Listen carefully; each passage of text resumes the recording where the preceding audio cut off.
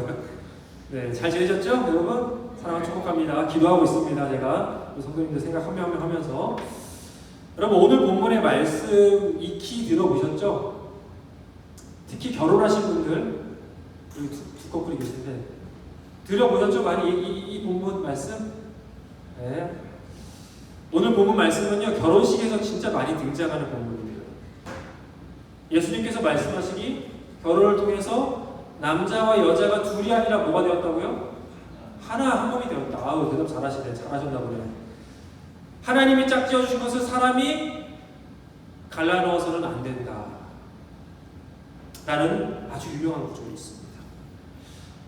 그런데 사실 예수님께서 이 말씀을 하신 이유는 결혼식 주례를 하시기 위함이 아니셨습니다. 지금 예수님께서 결혼식 주례하면서 이 말씀하신 게 아니라는 거예요. 그럼 다른 이유가 있었습니다. 오늘 보면 1절에서 5절이 밝혀주고 있는데요. 다시 한번 읽어볼까요? 자, 1절에서 5절까지 말씀입니다. 시작. 예수께서 거기에서 떠나 유대 지방으로 가셨다가 요단강 건너편으로 가셨다.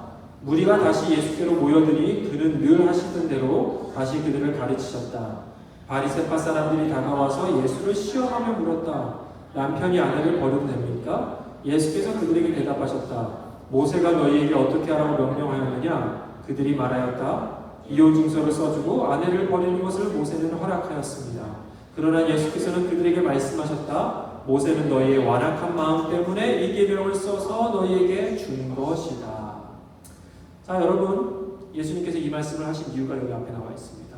바리새인들이 예수님을 시험하려고 물었던 의도를 가진 질문에서 시작됐다는 거예요. 이혼에 대해서, 결혼에 대해서. 그런데 여러분, 이 주제에 대해서 말하기 전에 오늘 본문 1절을 보면 예수님이 어떻게 말씀을 전하셨습니까? 늘 하시던 대로 또 계속 그들을 가르치셨다라는 강조가 들어가 있습니다. 예수님께서 늘 하시던 대로 그들을 열심히 가르치셨대요. 늘 하시던 대로 계속 가르치셨대요. 그런데 예수님이 이렇게 열심히 꾸준히 말씀을 전하셨는데 그 자리에 늘 함께 있던 바리새인들은 예수님의 가르침을 듣고도 지금 예수님을 시험하기 위해서 찾아온 거예요. 그리고 그 바리새인들이 던진 질문 또한 뭡니까? 하나님의 말씀을 가지고 지금 예수님을 시험하고 있다는 사실이에요. 신명기 말씀을 가지고. 여러분 한번 생각해 보세요. 아니 다른 사람도 아니고 무슨 유명한 어떤 목사님 설교가 아무리 나타나도 예수님보다 말씀을 잘 전하시겠습니까? 아니겠죠? 하나님의 아들이신 예수님께서 말씀을 전한다고 생각해 보세요. 그러면 그분의 말씀을 듣기만 하면 어떻게 될 것 같아요? 짠하고 변화되고 은혜를 받을 것 같습니다. 아니 예수님인데. 그런데 현실은 그렇지 않다. 예수님의 말씀을 어떤 사람은 듣고 변화가 되고 구원을 받아요. 자신의 인생을 드려요. 새 사람이 됩니다. 소망을 얻습니다. 변화가 되고 치유가 됩니다. 그런데 어떤 사람은 바리새인들 보세요. 예수님께서 늘 가르치시고 계속 가르치셔도 그 자리에 있었어도 오히려 변화는커녕 어떻게 합니까? 말씀을 들고 와서 예수님을 악의적으로 시험했다는 사실을 우리는 기억해야 돼요. 놀랍죠? 하나님의 말씀, 예수님의 말씀을 듣고도 어떻게 저렇게 강박할 수 있어? 어떻게 저렇게 악의적으로 예수님을 시험할 수 있어? 라고 생각이 드실 수 있습니다. 여러분 마태복음 4장 6절을 보면요. 사단이 예수님을 시험하는 장면이 나와요. 사탄은 뭡니까? 악 중에 악이잖아요. 근데 사탄이 어떻게 시험합니까? 예수님을 말씀을 가지고 시험해요. 시편 말씀을 가져서. 여러분 예수님의 말씀, 하나님의 말씀에 능력이 있음을 믿으십니까? 예수님의 말씀, 하나님의 말씀이 사람을 변화시키고 생명을 주는 말씀을 믿으십니까? 진리의 말씀을 믿으십니까? 아멘. 그렇다면 말씀의 능력이 없어서가 아니라는 거예요. 바리새인들이 이런 악행을 저질렀던 것은 분명히 다른 이유가 있었던 것 같습니다. 주님의 말씀은 사람을 변화시킵니다. 주님의 말씀은 생명을 살립니다. 치유를 하십니다. 회복을 주십니다. 그렇다면 왜 이들은 말씀을 알고도 그 생명의 말씀, 진리의 말씀, 치유와 생명의 말씀을 보고도 알고도 어떻게 이렇게 행동할 수 있냐는 것. 사실 바리새인들은 말씀을 그 누구보다 잘하는 사람이에요. 줄줄줄줄 외우는 사람입니다. 당대의 말씀을 가장 잘 아는 사람이라고 말하는 사람이에요. 왜 예수님께서 생명의 말씀을 전하는 그 자리에서 말씀을 들어도 변하는커녕 오히려 더욱더 강박한 마음을 가졌느냐라는 겁니다. 여러분, 사실 오늘 말씀은요, 이혼에 대해서, 결혼에 대해서 소위 자주들 쓰는 본문입니다. 설교가. 그런데요, 저는 좀 다른 관점에서 말씀을 보고 싶습니다. 왜냐하면 예수님께서는 분명하게 이들이 말씀을 들어도 듣지 못하고 보아도 보지 못하고 알아도 알지 못하는 그 원인을 명확하게 짚어주셨기 때문이에요. 그래서 뭡니까? 뭐라고 나왔어요? 본문에? 예수님께서 뭐라고 하셨어요? 완악한 마음 때문이라고 했어요. 완악한 마음. 우리가 어떤 마음으로 말씀을 듣고 있는지 그 마음에 따라서 말씀의 풍성한 열매를 맺고 성숙하고 성장할 수 있지만, 그런 꽃을 피울 수 있지만, 반대로 그 마음에 따라서 변하는커녕 오히려 하나님의 말씀을 가지고 타인을 시험하고 조롱하고 비난하는 칼날로 쓸 수 있다는 사실입니다. 여러분, 하나님의 말씀을 어떤 마음으로 보고 듣고 읽고 계십니까? 지금도 하나님의 말씀을 어떤 마음으로 듣고 계십니까? 히브리서 3장 7절에서 8절 말씀이 우리에게 이렇게 대답하고 있습니다. 우리 함께 큰 목소리로 읽어보겠습니다. 시작. 그러므로 성령이 이와 같이 말씀하셨습니다. 오늘 너희가 그의 음성을 듣거든 너희 조상들이 광야에서 시험받던 날에 반역한 것 같이 너희 마음을 완고하게 하지 말아라. 그의 말씀을 듣거든, 성령의 음성을 듣거든, 하나님의 음성을 듣거든 뭐 하지 말라고요? 마음을 완고하게 하지 말아요. 완고하게 하지 말아요. 여러분, 우리 마음이 바뀌어요. 말씀의 문제가 바뀌어요. 말씀을 받는 우리의 마음의 문제가 있어요. 완고한 마음, 완악한 마음이 아니라 하나님이 기뻐하시는 온전한 마음을 가지고 말씀을 들어야 그 말씀이 내 삶에 들어와서 육신이 되고 나의 육신이 하나님의 말씀이 되어서 우리 삶에 풍성한 말씀의 열매를 맺을 수 있다라는 사실입니다. 여러분, 신앙생활 오래 했다고 해서 말씀의 열매를 보장하지 않습니다. 내가 성경을 줄줄줄 외운다고 해서 말씀의 열매를 보장하지 않습니다. 내가 직분자라고 해서, 내가 장로라고 해서, 목사라고 해서 그 말씀의 열매를 보장하지 않습니다. 내가 주일에 교회에 와서 예배당에 단지 앉아 있는다고 해서 말씀의 열매를 보장하지 않습니다. 내 안에, 우리 안에 무엇입니까? 내 안에, 우리 안에 어떤 마음입니까? 그것이 중요합니다. 그것이 오늘 우리가 함께 점검해야 할 주님의 말씀을 향한 우리의 태도라고 믿습니다. 오늘 우리에게 주신 말씀을 통해서 함께 우리의 마음도 우리의 삶도 새롭게 되는 은혜가 함께하기를 주님의 이름으로 축원합니다. 함께 오늘 본문의 6절에서 9절 말씀 다시 한번 읽어보도록 하겠습니다. 시작. 그러나 하나님께서는 창조 때로부터 사람을 남자와 여자로 만드셨다. 그러므로 남자는 부모를 떠나서 자기 아내와 합하여 둘이 한 몸이 된다. 따라서 그들은 이제 둘이 아니라 한 몸이다. 그러므로 하나님이 짝지어 주신 것을 사람이 갈라놓아서는 안 된다. 여러분, 바리새인들이 예수님께 찾아와서 남편이 아내를 버려도 되냐라고 물어봤어요. 그리고 예수님은 모세가 너희에게 어떻게 하라고 했니? 라고 물어봤습니다. 이게 무슨 말이냐면 말씀에 어떻게 나와 있니? 라고 합니다. 왜냐하면 토라를 정말 중요하게 생각하고 하나님의 말씀으로 생각하기 때문에 토라에서 뭐라고 했냐라는 거예요. 바리새인은 자신 있게 뭐라고 하냐면 이혼 증서를 써주고 아내를 버려도 된다고 나와 있어요 라고 했어요. 자, 이 말씀을 보면서 정말 이런 말씀이 있어? 아니, 성경에서 이혼 증서를 써줘서 이혼해도 된다는 말이 있어? 알고 계시나요? 있어요. 네, 거짓말 하는 게 아니에요.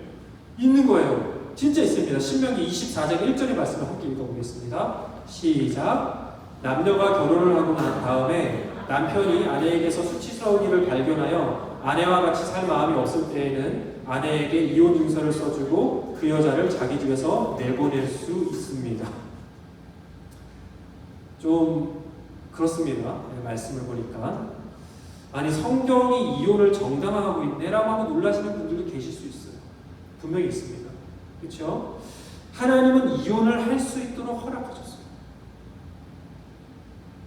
그런데 오늘 본문에 예수님은 또 뭐라고 하셔요? 하나님이 짝지어 주신 것을 사람이 갈라놓아서는 안 된다라고 하셨어요. 그러니까 성경은 이혼을 해도 된다? 안 된다? 어떤 겁니까? 뭐예요? 답을 여러분 아세요? 해도 되는 거예요? 안 된다는 거예요? 말씀에서 보니까. 주원은 이제 너무 많이 물어보고 내가 좀 그런 거 같고 안 된다라고 하셨다. 성진이는 어떻게 생각해요? 안 된다. 그래 여기 이혼 증서를 써줬는데 된다. 귀가 약간 얇은 것 같아요. 여러분 둘 다 맞아요. 둘 다 나와 있잖아요. 그렇죠? 근데 이런 생각이 들어요. 아니 성경이 이렇게 모순적인가?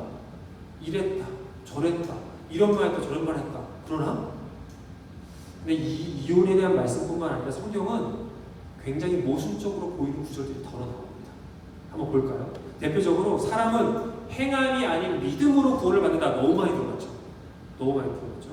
근데 또 어떤 구절은 사람은 행함으로 의롭다함을 받고 행함이 없는 믿음은 어떤 믿음이라고? 죽은 믿음이라고 해요.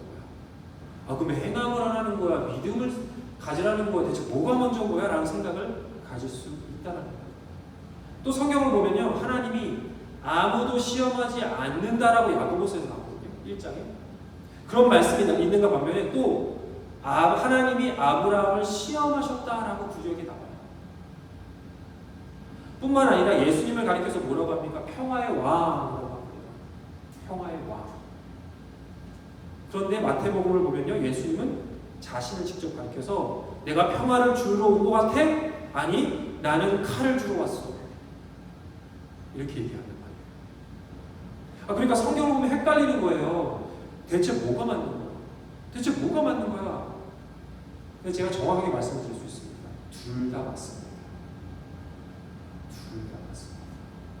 모순되어 보이지만 이랬다 저랬다 하는 것이 아니라 문맥과 맥락에 따라 말씀을 가리키는 대상에 따라서 목적에 따라서 그에 맞게 하나님께서 하신 말씀이에요. 그러니까 듣는 독자가 다르고 말씀이 가리키는 대상이 다르고 맥락이 다르기 때문에 표현이 다른 것뿐이지 이랬다 저랬다 하는 것이 아니라 본질은 하나님의 말씀이라는 거예요. 그래서 하나님의 말씀을 맥락과 문맥, 사항과 배경을 모르고 해석하면 어떻게 되냐면 혼란에 빠질 수 있어요. 문자 그대로 가져와갖고 이거야! 라고 할 수 있다는 거예요. 또 여기서 가져와서 이거야! 라고 가르칠 수 있다는 거예요. 그래서 그런 사람들이 자꾸 나오는 거예요. 어떻게? 말씀을 가지고 자꾸 사람들을 찌르는 거예요. 사람들을 막 정죄하고 이게 맞아 하면서 서로 너가 맞다 내가 맞다 그렇게 싸우고. 자, 돌아와서 이혼에 대한 주제도 마찬가지예요. 지금 결혼을 안 하신 분들도 많지만 잘 들어보시면 이게 결혼에 대한 얘기만은 아니라는 걸 알게 되실 거예요. 한쪽의 말씀만 보면은 이혼을 해도 된다라고 주장할 수 있어요. 또 다른 메시지로 무슨 일이 있어도 절대 이혼은 안 된다라고 말할 수 있다는 거예요. 그렇기에 오늘 말씀의 핵심이 이혼을 해도 되냐 안 되냐 그게 아니라는 겁니다. 그게 핵심이 아니라는 거예요.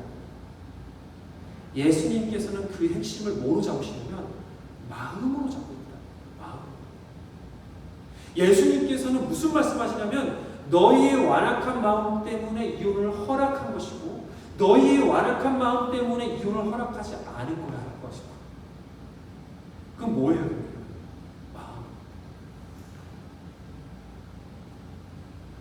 말씀을 대하는 너희의 마음이 어떠냐. 결국 이 마음이 온전치 못하면요, 온전하지 않는 마음으로 우리가 하나님의 말씀을 보고요, 하나님의 말씀을 대하고 또 아무리 말씀을 듣고 보아도 하나님께서 우리에게 주시고자 하는 복을 받을 수가 없어요. 오히려 말씀으로 자신의 욕심과 욕망을 정당화할 수 있어요. 말씀으로 타인을 비난하고 헐뜯는 데 정당화할 수 있어요. 말씀으로 자신의 완악함을 더 강화시킬 수 있습니다. 사랑하는 여러분, 우리의 마음입니다. 마음입니다. 말씀은 문제가 없어요. 우리의 마음입니다. 하나님의 말씀을 대하는 우리의 마음을 돌아보아야 합니다. 하나님의 말씀을 듣는 나의 마음을 돌아봐야 합니다. 주님께서 기뻐하시는 온전한 마음으로 하나님의 말씀을 받아 우리의 삶에 풍성한 말씀의 열매를 맺는 저와 여러분들을 주님의 이름으로 축원합니다. 그렇다면 여러분, 예수님께서 오늘 언급하신 완악한 마음이 뭘까요? 완악한 마음. 이게 문제였잖아요. 예수님께서 경고하신 완악한 마음으로 해석된 헬라어는 스크레로 카디아라는 말입니다. 스크레로 카디아. 심장이라는 뜻의 카디아. 의학용어로 좀 아시는 분은 아실 거예요. 카디아. 딱딱하게 굳어진이라는 뜻의 스클레로스의 합성어예요. 그러면 너무 쉽죠? 딱딱하게 굳어진 마음이라는 뜻이에요. 그 마음이 결국 말씀을 우리의 삶으로 들어오는데 막고 있다는 거예요. 그럼 좀 더 구체적으로 이 굳어진 마음이 무엇인지 살펴봅시다. 첫째, 이 마음은 얼음처럼 딱딱하게 굳어진 마음입니다. 어떤 마음일까요? 얼음처럼 딱딱하게 굳어집니다. 냉담함, 냉정함. 여러분, 대체 신명기 말씀에 하나님께서 모세를 통해서 이혼을 허락하신 이유가 무엇이었을까요? 충격적이잖아요. 좀 이유를 알고 싶지 않으세요? 하나님 왜 허락하셨을까? 이유를. 왜냐면 하나님이 결혼제도를 만드셨는데 그거를 깨는 걸 어떻게 허락하셨냐라는 거예요. 여러분, 사실 모세 시대 당시 여자는요, 물건과 같은 존재였습니다. 하찮고 홀대를 받는 존재였어요. 그러니까 가장 함부로 대해도 되는 존재였습니다. 슬프시죠, 자매님들? 언제든 마음에 들지 않으면 버릴 수 있는 존재였습니다. 지난번에 제가 어린아이가 됐다고 했죠. 그래서 착취적 관계, 학대적 관계가 결혼 생활에 너무나도 일상화되어 있었어요. 그래서 하나님은 무분별하게 여자들을 학대하고 버리는 그런 결혼 관계를 미워하셨습니다. 인간의 악함과 욕심으로 인해 벌어지는 그 처참한 결혼은요, 분명 하나님께서 만드신 아름다운 창조 세계의 결혼이 아닙니다. 그리고요, 그렇게 버려진 여자들은요, 살 방도가 없었어요. 당시. 왜냐하면 남자가 모든 것을 다 소유할 수 있고 모든 것을 다 권한을 갖고 있었기 때문에 사회생활, 그러니까 경제생활을 남자만 할 수 있었기 때문에 버려진 여자는 어떻게 했을까요? 살 수가 없었어요. 살 수가 없었습니다. 그래서 성경에 가장 연약하고 비천한 존재를 가리켜서 뭐라고 합니까? 고아와 과부라는 말 쓰잖아요. 고아와 과부, 어린아이와 바로 여자.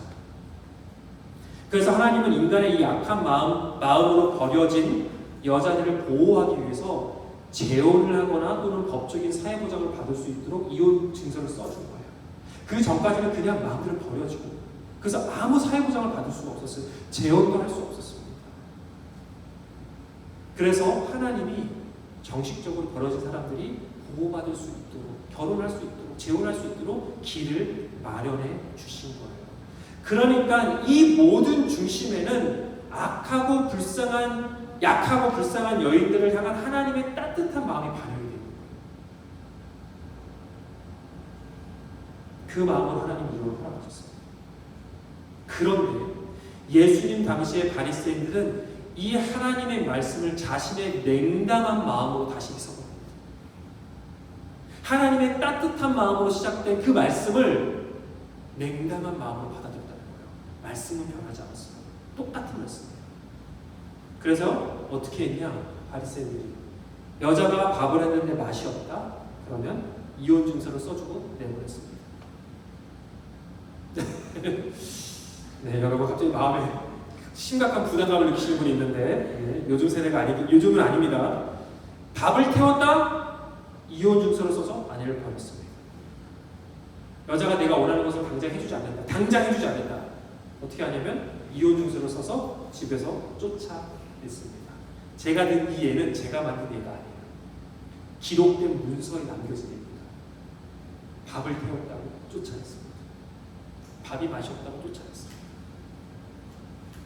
여러분, 하나님은 분명 긍휼과 사랑의 따뜻한 마음으로, 그 마음으로 하나님께서 창조하신 아름다운 결혼에 이혼을 제한적으로 허락해 주셨지만, 사랑은요 냉담하고 얼음처럼 차가운 마음으로 그 하나님의 마음으로 쓰여진 말씀을 악용했습니다.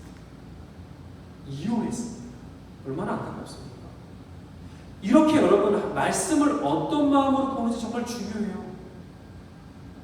여러분은 어떤 마음으로 말씀을 보고 계십니까? 듣고 계십니까? 하나님의 그 따뜻한 긍휼과 사랑의 마음으로 말씀을 듣고 계십니까? 보고 계십니까?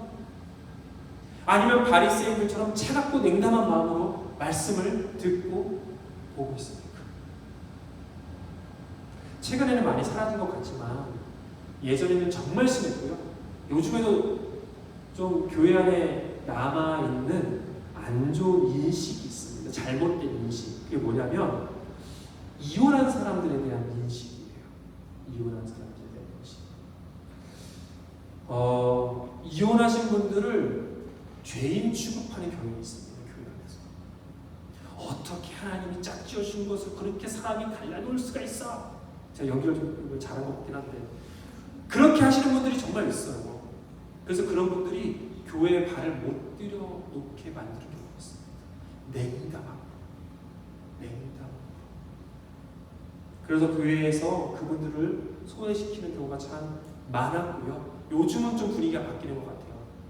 그러나 교회는 하나님의 마음으로, 예수님의 마음으로, 여러분 이혼의 아픔을 가지신 분들, 진짜 이혼의 아픔으로 울고 계신 분들을 품어주고 회복과 치유의 길을 걸을 수 있도록 가이드해줘야 됩니다. 품어줘야 됩니다. 안아줘야 됩니다. 어떤 이유로 이혼이라는 아픔을 경험하셨는지 그 사연과 사항을 전혀 고려하지 않고 무조건 말씀의 칼날을 들이대는 거, 여러분 말씀을 냉담함으로 받아들이면 됩니다. 하나님은 언제나 사람들의 형편과 사항을 헤아리십니다. 그 처지를 이해해 주십니다. 그렇죠? 우리가 그렇게 헤아림을 받았습니다. 우리가 그렇게 이해함을 받고 있습니다. 하나님으로부터. 그런데 유독 교회가 이혼한 사람들에 대해서만큼은 따뜻한 마음으로 품어주고 헤아리지 못한다면 과연 그것이 하나님께서 기뻐하시고 원하시는 교회와 성도의 모습이냐라는 겁니다. 여러분, 교회는요 이혼하신 분들에 대해서 그 아픔을 홀로 삼키지 않도록 도와드려야 합니다. 하나님의 긍휼과 사랑이 얼마나 크고 넓은지를 보여줘야 합니다. 그것이 말씀이 육신이 되는 것이고 그것이 육신이 말씀이 되는 것입니다. 사랑하는 여러분, 말씀을 볼 때, 말씀을 들을 때 하나님의 긍휼과 사랑의 마음으로 듣고 보시기를 축원합니다. 어떤 차가운 눈도 녹일 수 있는 그 따뜻한 예수님의 마음으로, 이 마음을 품으라. 곧 그리스도 예수의 마음이니 그 마음을 품고 정말 사람들을 품고 또 말씀을 품고 여러분의 삶으로 나아가기를 축복합니다. 그럴 때 역사가 일어나는 거예요.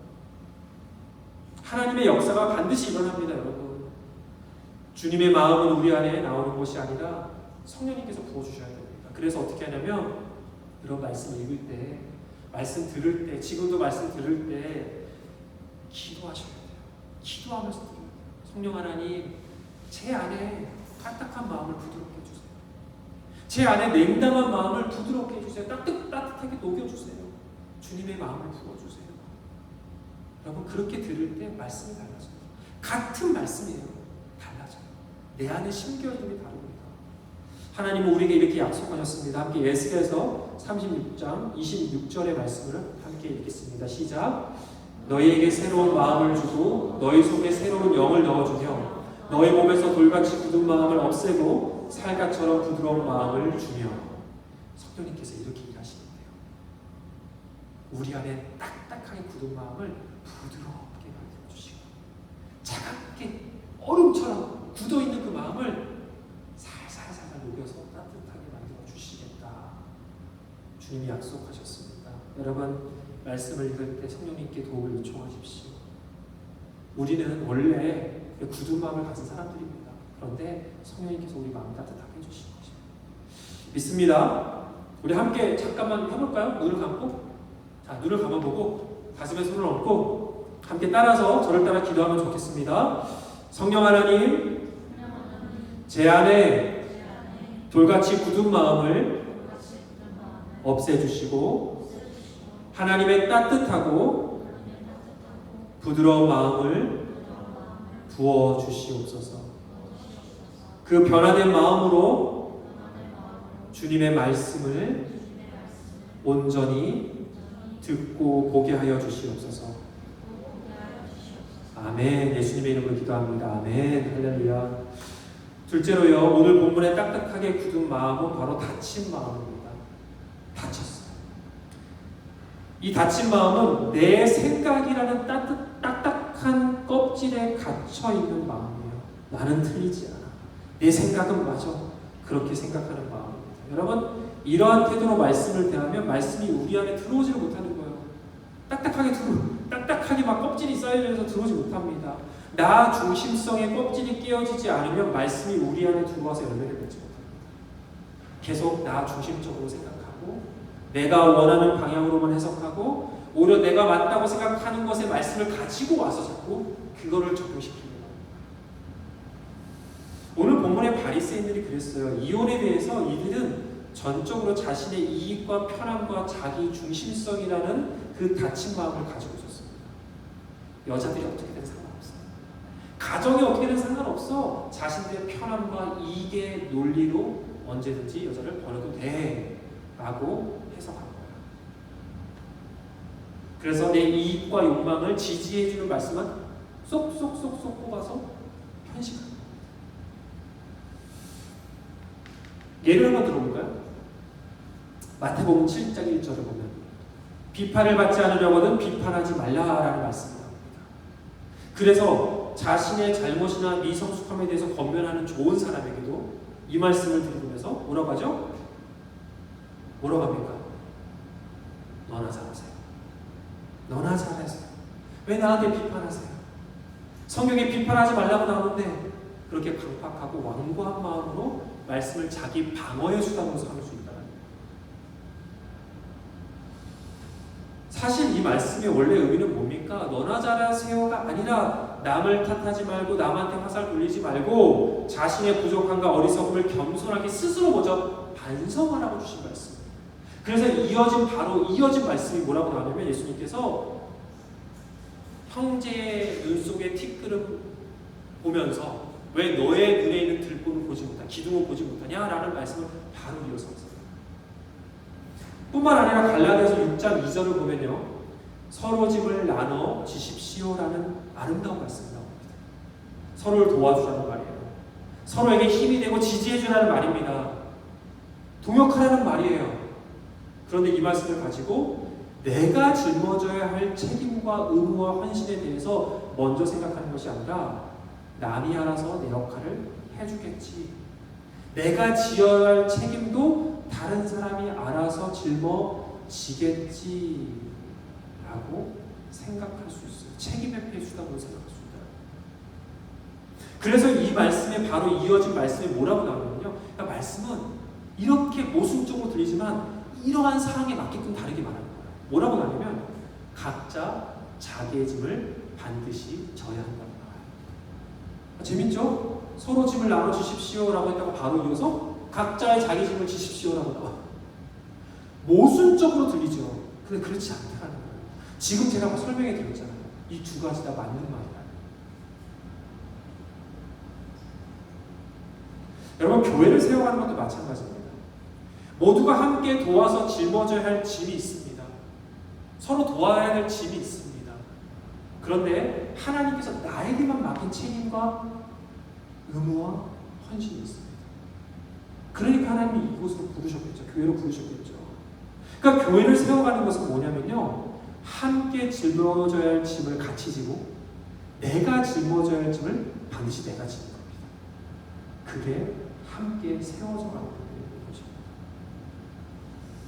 본문의 바리새인들은요, 하나님께서 주신 결혼에 대한 의미를 전혀 이해하지 못했습니다.